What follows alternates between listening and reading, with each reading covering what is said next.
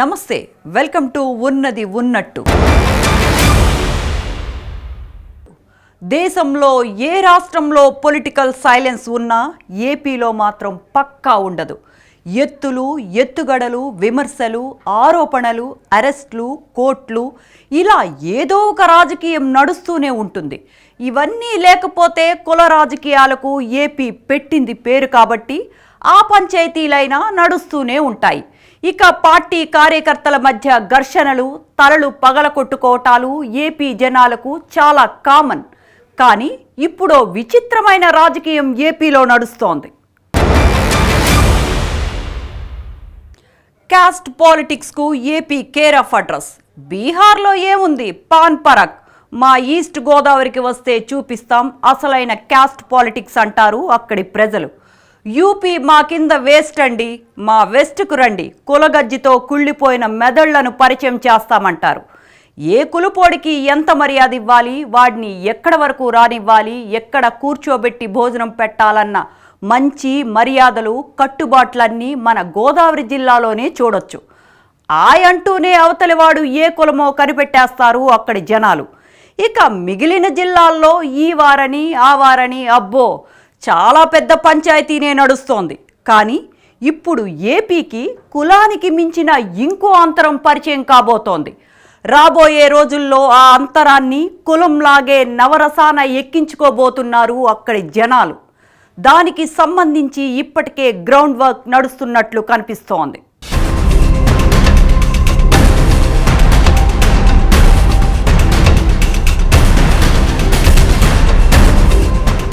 ఏపీలో నార్మల్ రాజకీయాలు అస్సలు నడవు. రాజకీయంగా ఎదగాలంటే ఇక్కడ ఎక్స్ట్రీమ్ పాలిటిక్స్ చేయాలి. కులాలను వాడుకోవాలి, ఆ కులం ప్రజలతో ఆడుకోవాలి, రెచ్చగొట్టి ఓట్లు దండుకోవాలి, పగిలిన తలలు, చిరిగిన చొక్కల మధ్య నుండి వెళ్ళి అధికారాన్ని అందుకోవాలి. ఇది అక్కడి పార్టీలకు బట్టర్తో పెట్టిన ఎడ్యుకేషన్. మనల్ని తిడుతున్న ఓ పక్క పార్టీ నాయకులది ఏ కులమో చూసి మన పార్టీలో అదే కులం వాడితో వాడిని తిట్టించాలి. ఇది ఏపీలో క్యాస్ట్ పాలిటిక్స్ ట్రెండ్. ఈ ట్రెండ్ కు మరింత స్పైసీనెస్ యాడ్ చేసి ఏపీ పొలిటికల్ పులావ్ కు నార్త్ స్టైల్లో చంపారన్ మసాలాలు యాడ్ చేస్తానంటోంది కమలదళం. ఏ క్యాస్ట్ పాలిటిక్స్ క్యా హే భాయ్, మేరా ధార్మిక రాజనీతి దేకో అంటూ సైలెంట్ గా ఎంటర్ అవుతున్నారు లోటస్ లీడర్లు.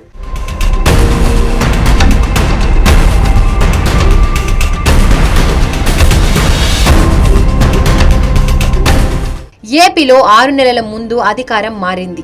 ముచ్చటగా 3 పార్టీలు కూటమిగా ఏర్పడి అధికారంలోకి వచ్చాయి. కూటమిలో ఒక్క పార్టీ ఒక్కో స్టైల్లో రాజకీయం చేస్తోంది. ఓ పార్టీ గత ప్రభుత్వ హయాంలో జరిగిన హిందూ వ్యతిరేక కార్యకలాపాలను వెలికి తీస్తుంటే మరో పార్టీ దాన్ని భుజాన వేసుకొని హిందూ జనోద్ధరణ, ధర్మరక్షణ అంటూ చొక్కాలు చింపుకుంటుంది. ఈ చొక్కాలు చింపుకునే ఐడియాలు ఇచ్చేది ఇంకో పార్టీ. మనకు సరైన ఓటు బ్యాంకు లేదు కాబట్టి ఉన్నవాన్ని రెచ్చగొడదాం, ఫలితాన్ని మన ఖాతాలో వేసుకుందామని ప్లాన్లు చేస్తోంది. ఇలా కూటమిలోని 3 పార్టీలు 3 లక్ష్యాలతో ఒకే అంశం కేంద్రంగా ముందుకు సాగుతున్నాయి. సేమ్ గేమ్ ను ఆడుతూ డిఫరెంట్ బెనిఫిట్స్ ను పొందుతున్నాయి.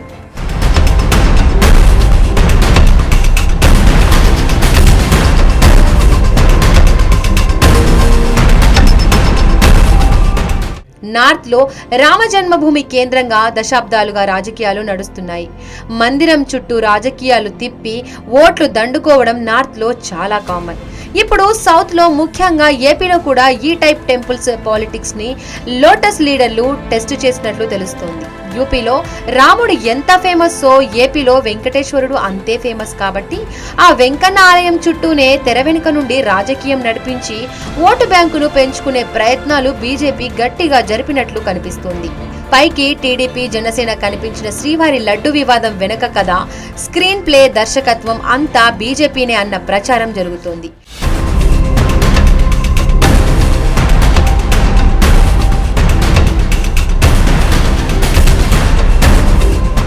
తిరుమల అంటేనే దేశంలోని హిందువులకు పరమ పావన ప్రదేశం. అలాంటి తిరుమల లడ్డులో కల్తీ జరిగిందన్న వార్తలు దేశాన్నే కుదిపేశాయి. ఇది గత ప్రభుత్వంలో జరిగిందన్న విషయాన్ని టీడీపీ బలంగా ప్రజల్లోకి తీసుకువెళ్లింది. నెయ్యి టెండర్లలో అవకతవకలు జరిగాయని, గత వైసీపీ ప్రభుత్వం ఇష్టారీతిన టెండర్లు కట్టబెట్టడం వల్లే సదరు కంపెనీలు కల్తీ నెయ్యిని, పశువుల కొవ్వు తీసిన నెయ్యిని సరఫరా చేశాయని టీడీపీ వైసీపీపై విమర్శలు గుప్పించింది. దీనిపై ఏపీ ప్రభుత్వం విచారణకు ఆదేశించింది. ఈ విషయంలో వైసీపీ పార్టీకి జరగాల్సినంత డ్యామేజీ జరిగిపోయింది. హిందువుల మనోభావాలతో గత ప్రభుత్వం ఆడుకుందని, ఆలయాలను అపవిత్రం చేశారని జనసేన దుమ్మెత్తిపోసింది. ఇక పలువురు బీజేపీ నేతలు ఈ అంశాన్ని కేంద్ర దర్యాప్తు సంస్థలతో దర్యాప్తు జరిపించాలని డిమాండ్ చేశారు.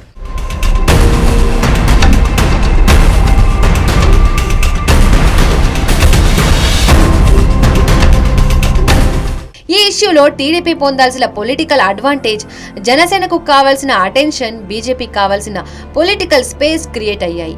ఒక్క అంశం 3 పార్టీలకు 3 విధాలుగా లబ్ధి చేకూర్చింది. మందిరాన్ని ఏనాడు రాజకీయాలకు వాడుకొని టీటీడీ తిరుమల లడ్డు ఇష్యూను బలంగా ఎక్స్పోజ్ చేసింది. నవతర కమ్యూనిస్టు అభినవ చెగువేరాగా చెప్పుకునే పవన్ నాగ్పూర్ బ్యాచ్ కంటే కరుడుగట్టిన హిందువుగా మారిపోయి ఖద్దరు విప్పి కషాయం తొడిగి ధర్మరక్షణ కోసం కదం తొక్కి చూపరులను ఆశ్చర్యపరిచారు. తాను పొందాల్సిన అటెన్షన్ ను పొందారు. సరికొత్త సనాతనవాది పవన్ ను తెరపైకి తెచ్చి ఏపీలో తన స్టైల్ పాలిటిక్స్ ప్లే చేసేందుకు స్పేస్ ను క్రియేట్ చేసుకుంది బీజేపీ. 3 పార్టీలు ఒకే ఆట ఆడి ఆ ఆటలోకి వైసీపీని తీసుకువచ్చి అరటిపండు చేసి తొక్క ఒలిచి అవతల పడేశాయి.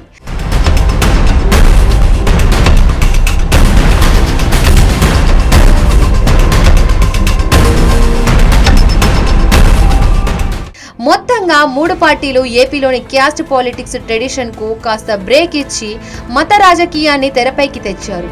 లడ్డూతో మొదలైన ఇష్యూను నెమ్మదిగా అనుబంధ సంస్థల అండతో ముందుకు తీసుకెళ్లేందుకు బీజేపీ ప్రయత్నిస్తున్నట్లు కనిపిస్తోంది. బీజేపీకి స్టేట్లో ఎలాంటి పొలిటికల్ స్పేస్ కావాలో దాన్ని క్రియేట్ చేసే పనిలో బిజీగా ఉన్నారు పవన్.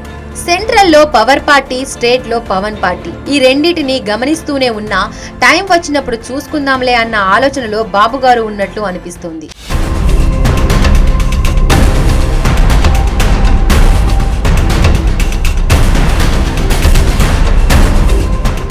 బర్రెను తిని బొక్కల మెడలో వేసుకుని తిరిగినట్లు, కొత్త బిచ్చగాడు పొద్దెరగడన్నట్లు, కొత్తగా మతం పుచ్చుకున్న వాడికి పట్టినామాలు పొడుగన్నట్లు ఎన్నికల ముందు, ఎన్నికల తర్వాత పవన్ ప్రవర్తన మారింది.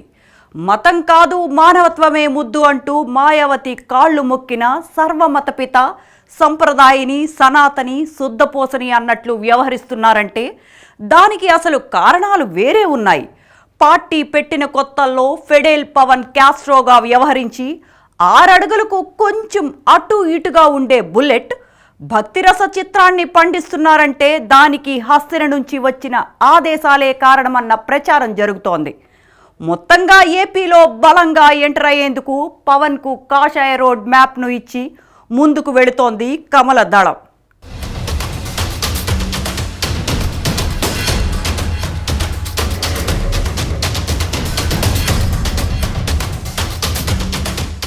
లోటస్ ల్యాండ్ అవ్వాలంటే రోడ్ మ్యాప్ ఉండాలి. ఆ రోడ్ పడాలంటే ఓ మనిషి కావాలి. ఆ మనిషికి మతం రంగు పులిమి రాష్ట్రంలోకి ఎంటర్ అయిపోవాలి. ఉన్న సమస్యలను పక్కన పెట్టి మతం అనే మత్తును వెదజల్లాలి. ఈ కాన్సెప్ట్ ని పవన్ అమలు చేస్తూ పోతున్నాడని ఒకసారి ఫ్లాష్ బ్యాక్ గుర్తు చేసుకుంటే ఇట్టే అర్థమైపోతుంది. తిరుమల లడ్డు అంశం తెర మీదకు రాగానే పవన్ లోని సనాతన ధర్మ పరిరక్షకుడు నిద్రలేచి గత ప్రభుత్వంపై గర్జించాడు. హిందూ జెండాను ఎత్తి శివాలెత్తిపోయాడు. గుళ్ళు తిరిగి మెట్లు కడిగేశాడు. దేవుడా నువ్వే దిక్కు, తప్పును మన్నించి మమ్ము బ్రోవవయ్యా అంటూ వెంకన్నను వేడుకున్నాడు.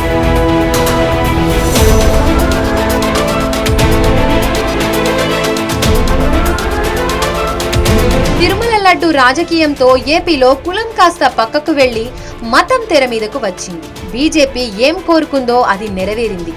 జాతీయ స్థాయిలో కాషాయం కట్టుకున్న పవన్ కటౌట్ ఎలివేట్ అయ్యింది. కట్ చేస్తే ఇప్పుడు లడ్డు అంశం కాస్త తెర మీదకు అయ్యింది. దీంతో రోడ్ మ్యాప్ లో 2వ లెవెల్ ను బీజేపీ ఇప్పుడే ప్రారంభించినట్లు కనిపిస్తోంది. ప్రతిసారి పవన్ తో పనిగట్టుకొని ప్రచారం చేయించడం కాకుండా ఈసారి అనుబంధ సంఘాలతో రంగం ప్రవేశం చేసినట్లు కనిపిస్తోంది. ఎప్పుడూ లేనిది, ఎన్నడూ చూడండి ఏపీలో హైందవ శంఖారావం పేరుతో భారీ బహిరంగ సభ నిర్వహించి అటెన్షన్ క్రియేట్ చేసింది బీజేపీ.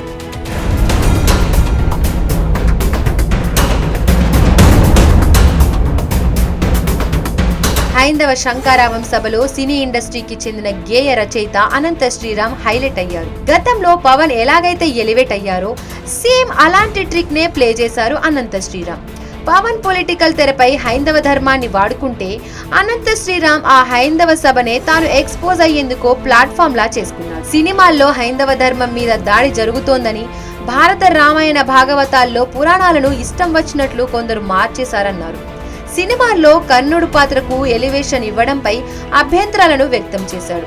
ఓ పాటలో బ్రహ్మాండ నాయకుడు అనే పదం వద్దన్నందుకు 15 ఏళ్లుగా ఓ మ్యూజిక్ డైరెక్టర్ కు పాటలు రాయలేదని అనంత శ్రీరామ్ తెలిపాడు. అలాగే హిందూ ధర్మాన్ని అవమానించేలా తీసిన సినిమాలను ప్రభుత్వం నిషేధించాలని, లేదంటే హిందువులే పూర్తిగా ఆ చిత్రాలను బహిష్కరించాలని, అప్పుడే హిందూ ధర్మానికి ఒక గౌరవం ఉంటుందని చాలా పెద్ద స్పీచ్ ఇచ్చాడు. దీంతో అనంత శ్రీరామ్ పై విమర్శల వర్షం కురుస్తోంది. సినిమాల్లో హైందవ ధర్మం మీద దాడి ఎలా జరుగుతుంది, హైందవ ధర్మ హననం ఎలా జరుగుతుంది, కావ్యేతిహాస పురాణాలని వక్రీకరించడం, తెర మీద కనిపించే పాత్రల్లో వినిపించే పాటల్లో హైందవ ధర్మాన్ని దుర్వినియోగం చేయడం, తెర వెనక మా ముందు అన్యమతస్థుల ప్రవర్తన, ఈ 3 అంశాల్లో మొదటిది కావ్య పురాణేతిహాసాల వక్రీకరణ. వాల్మీకి రామాయణం, వ్యాస భారతం భారత సాహితీ వాన్మయ శరీరానికి 2 కళ్ళ లాంటివి. కానీ అదే వ్యాస భారతాన్ని, అదే వాల్మీకి రామాయణాన్ని వినోదం కోసం వక్రీకరించిన సందర్భాలు కోకొల్లలు. గత కొన్ని సంవత్సరాల ముందు వచ్చిన చిత్రాల నుంచి నిన్న మొన్న విడుదలైన కల్కి చిత్రం వరకు కూడా కర్ణుడికి పాత్రకి అనవసరంగా ఆపాదించిన గొప్పదనాన్ని చూసి ఒక సినిమా రంగానికి చెందిన వ్యక్తిగా నేను సిగ్గుపడుతున్నాను, నిర్మోహమాటంగా చెప్తున్నాను. సినిమాల్లో ఐటమ్ సాంగ్స్ కు చిందేసిన ఘనత పవన్ ఎలా ఉందో అలాంటి గొప్ప గొప్ప ఘనతలు అనంత శ్రీరామ్ కు కూడా చాలానే ఉన్నాయి. హిందూ ధర్మం హైందవవాదం అంటూ బెంజ్ సర్కిల్ వద్ద బట్టలు చింపుకున్న అనంత శ్రీరామ్ ను చీల్చి చెండాడుతున్నారు నెటిజన్లు. కేవలం సోషల్ మీడియాలోనే కాదు, పలువురు సినీ సాహిత్య ప్రముఖులు ఆయనపై విమర్శలు ఎక్కుపెట్టారు. ప్రధానంగా ఆయన గతంలో రాసిన పాటల్లోని సాహిత్యాన్ని టార్గెట్ చేసుకుని ట్రోల్ చేస్తున్నారు. నాగశౌర్య నటించిన వరుడు కావలని సినిమాలో అనంత శ్రీరామ్ రాసిన దిగు దిగు దిగు నాగా పాట వివాదానికి కేర్ ఆఫ్ గా నిలుస్తుంది. నాగరాజుపై ప్రేమతో పాడుకునే భజన గీతాన్ని ఐటమ్ సాంగ్ గా మార్చారని అభ్యంతరాలు వ్యక్తమయ్యాయి. అప్పట్లోనే హిందువుల మనోభావాలను కించపరిచేలా ఈ సాంగ్ ఉందని, వెంటనే తొలగించి బేషరతుగా క్షమాపణలు చెప్పాలని రాష్ట్రీయ ధర్మ రక్షాదళ సంస్థ డిమాండ్ చేసింది. పాట రాసిన అనంత శ్రీరామ్ పై బీజేపీ మోర్చా నాయకులు పలుచోట్ల కేసులు పెట్టారు. దేవుడిని కించపరిచేలా లిరిక్స్ రాశాడని, హిందువుల మనోభావాలను దెబ్బతీసేలా ఉందంటూ మండిపడ్డారు. అనంత శ్రీరామ్ తో పాటు సినిమా యూనిట్ పై చర్యలు తీసుకోవాలని పోలీస్ స్టేషన్లో ఫిర్యాదు చేశారు.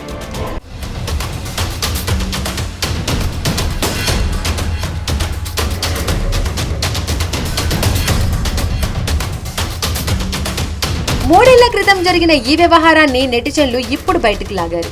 ఇప్పుడు హైందవ ధర్మం గురించి మాట్లాడుతున్న అనంత శ్రీరామ్ హిందూ ధర్మాన్ని, హిందూ సంప్రదాయాల్ని కించపరిచేలా అప్పుడు సాంగ్ ఎలా రాశాడని కామెంట్ చేస్తున్నారు. అలాగే గరికపాటిపై కూడా గతంలో అనంత శ్రీరామ్ తన స్థాయికి మించి కామెంట్స్ చేసిన విషయాన్ని మరోసారి వెలుగులోకి తెస్తున్నారు. అనంత శ్రీరామ్ ఏం ఉద్దేశంతో, ఏం ఆశించి సినిమాలు అందులోని పాత్రలకు టార్గెట్ చేశాడో కానీ తాను రాసిన పాటలు, మాట్లాడిన మాటల ద్వారా ఇప్పుడు ట్రోలింగ్ అయ్యే పరిస్థితి వచ్చిందనే చర్చ నడుస్తోంది.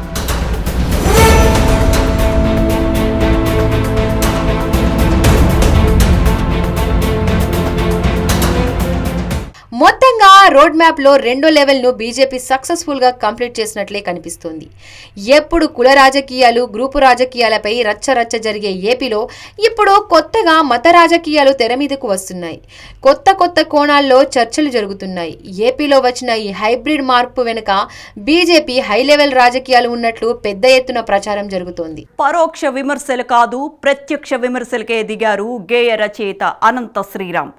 ఏపీలోని 2 బడా హీరోలను, 2 బడా సామాజిక వర్గాలకు చెందిన వ్యక్తులను టార్గెట్ చేసిన అనంత్ శ్రీరామ్ ఇన్ని మాటలు మాట్లాడితే కిమ్మనకుండా ఉన్నారంటే ఏపీలో మార్పునకు పునాది పడిందని అర్థమవుతోంది.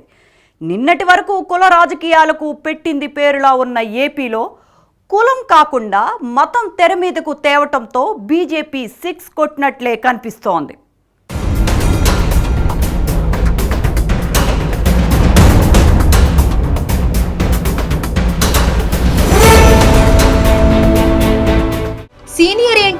టార్గెట్ చేసిన అనంత శ్రీరామ్. కర్ణుడి పేరు చెప్పి నట సార్వభౌముడిపై విమర్శలు.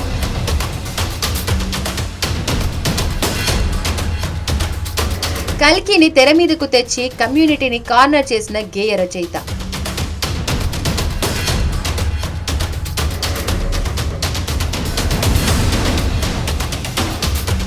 ఎన్టీఆర్ జిల్లా గడ్డపై నిలబడి విశ్వవిఖ్యాత నట సార్వభౌమ స్వర్గీయ ఎన్టీఆర్ ను టార్గెట్ చేశారు అనంత శ్రీరామ్.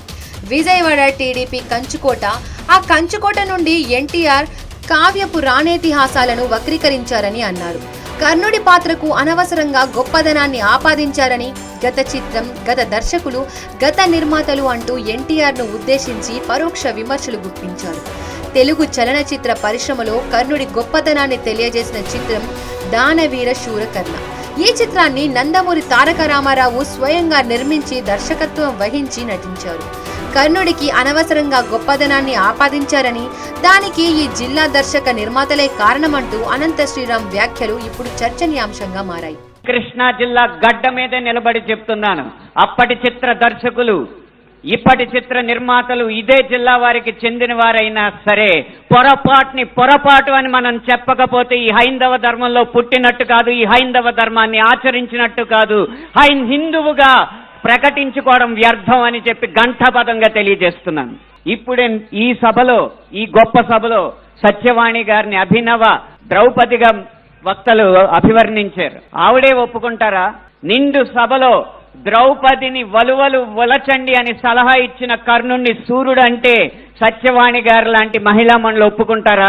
గంధర్వుల్ని చూసి, గంధర్వ సైన్యాన్ని చూసి ప్రాణమిత్రుణ్ణి కూడా వదిలేసి ప్రాణభయంతో పరుగులెత్తిన కర్ణుణ్ణి ధీరుడు, సూర్యుడు, వీరుడు అంటే ఈ హైందవ సమాజం ఒప్పుకుంటుందా? ఇలా ఎన్ని విధాలు చూసినా దానంగా వచ్చిన రాజ్యంలో తనకొచ్చిన కొద్దిపాటి సంపదని ఏదో దానాలు చేసినంత మాత్రాన ధర్మరాజు అంత గొప్ప దాత అని చెప్పి కర్ణుడినంటే మన సమాజం ఒప్పుకుంటుందా? కల్కి సినిమాపై సైతం విమర్శలు గుప్పించారు అనంత శ్రీరామ్. కల్కి సినిమాలో కర్ణుడి పాత్రకు ఎక్కువ హైప్ ఇచ్చారన్న కోణంలో మాట్లాడారు. అయితే ఈ రెండు సినిమాలను టార్గెట్ చేసిన ఇటు సామాజిక వర్గాల నుండి గాని, సినీ ఇండస్ట్రీ నుంచి గాని అనంత శ్రీరామ్ వ్యాఖ్యలపై పెద్దగా విమర్శలు రాలేదు. స్వర్గీయ ఎన్టీఆర్ ను చిన్న మాట అంటే రగిలిపోయే ఆ సామాజిక వర్గం సైతం సైలెంట్ అయింది. దీన్ని బట్టే ఏపీలో కులం పక్కకు పోయి మత రాజ్యమేలే రోజులు వచ్చేశాయన్న విశ్లేషణలు వెలువడుతున్నాయి. నిన్న మొన్న వచ్చిన కల్కి సినిమాలో అగ్నిదేవుడు ఇచ్చిన ధనస్సును పట్టిన అర్జునుడి కంటే సూర్యుడు ఇచ్చిన ధనస్సు పట్టిన కర్ణుడు వీరుడు అని చెప్తుంటే యుద్ధంలో నెగ్గేది ధనుస్సా ధర్మమా అని ప్రశ్నించకుండా మనం ఊరుకుంటామా? ఒక్క భారతంలోనే కాదు, వాల్మీకి రామాయణంలో రాయి ఆడదైనట్టు, రాళ్లను తేల్చి వారధైనట్టు, రాముడు లవకుశుల మధ్య యుద్ధం జరిగినట్టు, ఇలా చిత్రీకరణకు అందంగా ఉండడానికి ఎన్నో అభూత కల్పనలు, ఎన్నో వక్రీకరణలు జరుగుతుంటే ఇంకా మనం ఇలా ఊరుకుంటూ ఉంటే ఎన్ని సినిమాలు ఎలా వస్తాయి? గత కొన్ని సంవత్సరాల ముందు వచ్చిన చిత్రాల నుంచి నిన్న మొన్న విడుదలైన కల్కి చిత్రం వరకు కూడా కర్ణుడికి పాత్రకి అనవసరంగా ఆపాదించిన గొప్పతనాన్ని చూసి ఒక సినిమా రంగానికి చెందిన వ్యక్తిగా నేను సిగ్గుపడుతున్నాను, నిర్మోహమాటంగా చెప్తున్నాను. తొలుత తిరుమల లడ్డు వివాదం, తర్వాత పవన్ సనాతన ధర్మ నేపథ్యంలో రాజకీయం, అనంతరం హైందవ ధర్మ మహాసభలో అనంత శ్రీరామ్ వ్యాఖ్యల వివాదం. ఇలా చెప్పుకుంటూ పోతే గ్యాప్ లేకుండా ఏపీలో నయా పొలిటికల్ ట్రెండ్ ప్రారంభమైనట్లే కనిపిస్తోంది. పవన్ తో రోడ్ క్లియర్ చేసుకున్న బీజేపీ అనంత శ్రీరామ్ తో చర్చకు మరోవైపుకు మళ్లించడంతో సక్సెస్ అయింది. ఇకపై కూడా హిందువును ఆకర్షించే మరిన్ని సభలు ఏపీలోనే ప్లాన్ చేస్తున్నట్లు కనిపిస్తోంది. బీజేపీ ఇప్పటికిప్పుడు ఏపీలో అధికారంలోకి వచ్చేయాలన్న ఆలోచనతో ఇవన్నీ చేయడం లేదు.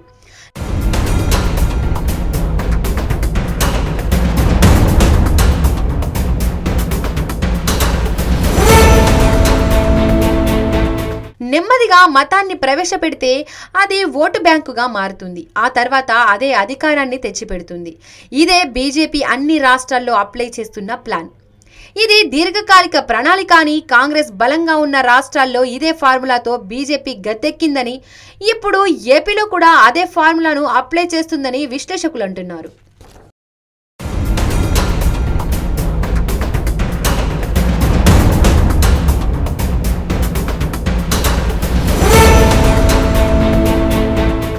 ఏపీలో బలపడేందుకు బీజేపీ స్కెచ్ వేస్తూ ఉంటే చంద్రబాబు ఎందుకు సైలెంట్గా ఉన్నారు? బాబు మౌనం వెనుక వ్యూహం దాగుందా? సీనియర్ ఎన్టీఆర్ను టార్గెట్ చేస్తే టీడీపీ శ్రేణులు రియాక్ట్ కాకుండా ఎలా ఊరుకున్నారు? ఏపీలో పొలిటికల్ గేమ్ను బీజేపీ ఎప్పుడు ప్రారంభించింది? దాన్ని ఎలా ఎగ్జిక్యూట్ చేస్తూ వస్తోంది? Let's watch.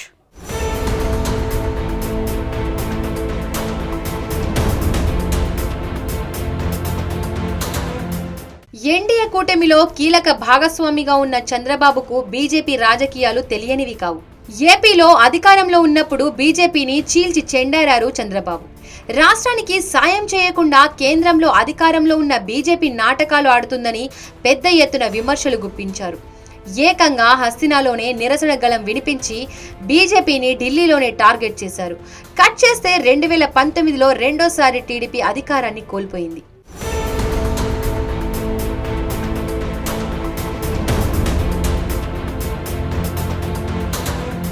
తర్వాత 2024 ఎన్నికలకు ముందు చంద్రబాబు తన వ్యూహాన్ని మార్చుకున్నారు. బీజేపీతో జతకట్టి పవన్ చరిష్మాను అందిపుచ్చుకొని తెలుగుదేశాన్ని విజయ తీరాలకు చేర్చారు. అయితే బీజేపీ రాజకీయాలను ఎప్పుడు ఓ కంట కనిపెడుతూనే ఉంటారు చంద్రబాబు. వాజ్పేయి ఉన్నప్పటి నుండి బీజేపీని చూస్తున్న చంద్రబాబు బీజేపీ ఎత్తుగడలను ఇట్టే పసిగట్టేస్తారు. గత ఎన్నికలకు ముందు నుండే బీజేపీ అనేక ఎత్తుగడలు వేస్తూ ఏపీలో ముందుకు వెళుతోంది. రోడ్ మ్యాప్ 1-2 కంటే ముందు బీజేపీ రోడ్ మ్యాప్ 0ను అమలు చేసింది.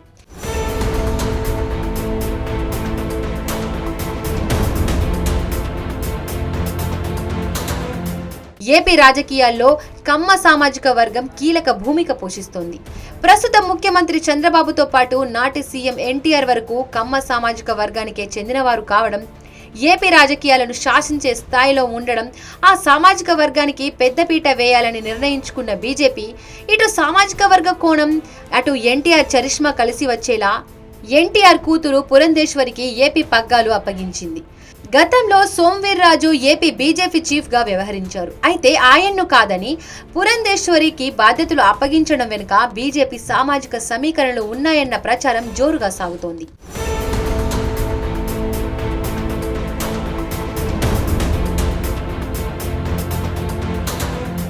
సమీప భవిష్యత్తులో ఏపీలో అతిపెద్ద రాజకీయ శక్తిగా అవతరించాలంటే బీజేపీకి చేరికలు తప్పనిసరి.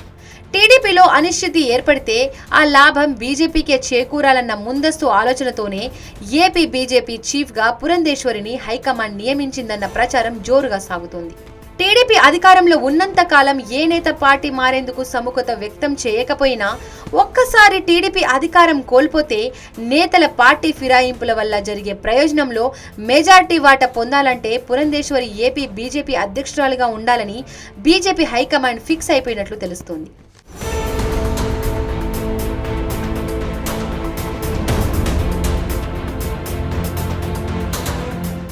అయితే ఈ లెక్కలన్నీ చంద్రబాబుకు తెలియనివి కాకపోయినా ఇప్పటికిప్పుడు బీజేపీతో వైరం ఎందుకన్న తలంపుతో ఉన్నారట.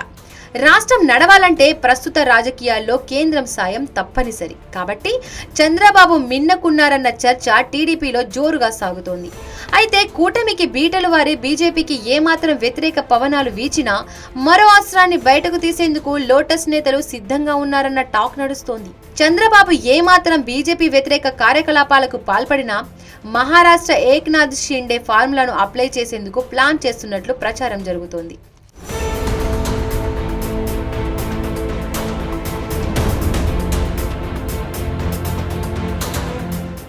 మొత్తంగా దూర ప్రణాళికలతో అధికారమే లక్ష్యంగా ఏపీలో వ్యూహాత్మక ఎత్తుగడలతో ముందుకు వెళ్తోంది బీజేపీ. కుల రాజకీయాలకు పేరుగాంచిన ఏపీలో మత రాజకీయాలను ప్రారంభించి తన మార్క్ పొలిటికల్ స్టైల్ను ఇంట్రడ్యూస్ చేసింది.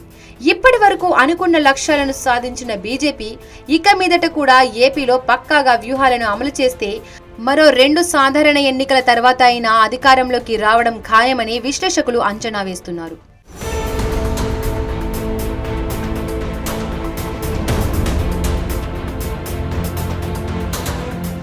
ఇవి ఇవాల్టి ఉన్నది ఉన్నట్టు. మరికొన్ని అంశాలతో రేపటి ఎపిసోడ్లో మళ్ళీ కలుసుకుందాం. అంతవరకు చూస్తూనే ఉండండి స్వతంత్ర.